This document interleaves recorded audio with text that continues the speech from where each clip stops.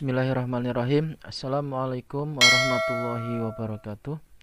Berjumpa lagi di channel belajar bersama Pak Guru Yasin, channel yang membahas seputar PPG dalam jabatan Kemenak. Pada kesempatan ini saya akan menjelaskan dan mengenalkan kepada Bapak Ibu guru semua calon peserta PPG tentang format yang akan digunakan dalam penugasan resum modul pada pendalaman materi. Bapak Ibu semuanya, di sini saya akan memberikan gambaran format resum yang nanti akan dijadikan sebagai penugasan resum modul yang harus dikerjakan dan dikumpulkan oleh Bapak Ibu selaku peserta PPG pada materi pendalaman materi modul ya. Jadi di sini saya ambil langsung dari contoh sebagai berikut modul fikih ya. Nanti Bapak Ibu ketika masuk ke dalam modul fikih, nanti di sini ada pilihan tugas resum diskusi ya. Pilih yang tugas resum. Nah, di sini karena saya sudah selesai ya, sudah ada nilainya semua di sini 95. Saya kasih contoh. Nanti ketika Bapak Ibu mau mengerjakan maka ya itu modulnya dibuka sesuai jadwalnya. Nah, di sini ada unduh format. Maka yang harus dilakukan adalah unduh format ya, karena saya sudah mengunduh ya dan formatnya seperti ini. Perlu saya jelaskan untuk pengisiannya seperti apa ya. Untuk judul modul ya, ini sudah saya buat contohnya. Seperti ini ya, sama ya. Boleh dikasih lebih bagus lagi ya, dikasih nama ya. Walaupun tidak apa-apa ya, sesuai kebijakan, tapi akan lebih bagus lagi dikasih nama. Yang pertama nama mahasiswa ya. Kemudian judul modulnya apa ya? Sini judul modulnya yaitu fikih ya. Kemudian kegiatan belajar ya. Kegiatan belajarnya apa? Ini diisi hukum zakat ya. Jadi KB1 itu tentang hukum zakat ya, ditulis seperti ini. Kemudian di sini belum, kebanyakan mahasiswa tidak mengisikan tentang refleksi ya. Namun untuk resum yang sudah saya buat pasti saya beri refleksi. Refleksi itu adalah ya sebagai gambaran bagaimana tanggapan Bapak Ibu setelah mempelajari modul tersebut. Sebagai contoh di sini refleksi pribadi saya setelah membaca dan mempelajari materi kegiatan belajar KB1 ya tentang hukum zakat ini ya, di modul fikih ini banyak ilmu dan wawasan baru yang saya dapatkan.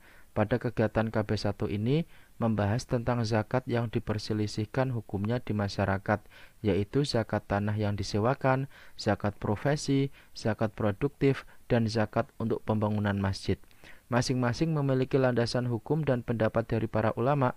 Menurut saya ya, ini jadi refleksi pribadi itu adalah ya pendapat dari kita setelah mempelajari modul tersebut. Jadi ada kata-kata menurut saya pribadi, zakat adalah kewajiban yang Allah bebankan kepada setiap muslim yang memiliki kelebihan harta. Jadi boleh-boleh saja kalau kita hendak mengeluarkan zakatnya selama untuk kepentingan dan kemaslahatan umat. Nah, itu ya Bapak Ibu semuanya. Jadi yang dinamakan refleksi ini banyak di antara rekan-rekan saya yang tidak mengisikan. Tapi kalau ingin nilainya bagus, silahkan ya di kolom refleksi ini Bapak Ibu bisa menjelaskan tentang ya tanggapan Bapak Ibu setelah mempelajari modul yang diresum tersebutnya. Seperti itu ya. Kemudian di sini masuk ke butir refleksi, ada respon atau jawabannya apa ya. Di dalam kolom format resumnya ada 3 kolom ya. Di sini yang pertama peta konsep ya, beberapa istilah dan definisi di modul. Kemudian ada daftar materi bidang studi yang sulit dipahami pada modul itu apa. Kemudian daftar materi yang sering mengalami miskonsepsi dalam pembelajaran ya. Maksudnya yang sering keliru ya pemaknaannya dalam pembelajaran itu apa. Sebagai contoh ini punya saya untuk peta konsepnya ya, saya buat dengan tutorial yang sudah saya jelaskan di video saya yang lainnya.